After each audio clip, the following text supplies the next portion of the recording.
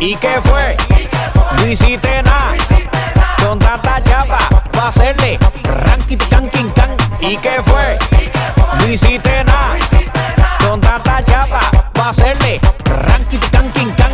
മുൻ കാമുകി യമാലിന്റെ കുഞ്ഞൻ സഹോദരനൊപ്പം കളിക്കുന്ന ദൃശ്യങ്ങളാണ് കാണുന്നത്. പക്ഷെ വീഡിയോ ശ്രദ്ധിച്ചവർക്ക് ഒരു കാര്യം വ്യക്തമായിരുന്നു, കുഞ്ഞിന് അവരോട് അത്ര താല്പര്യമില്ലാത്തത്.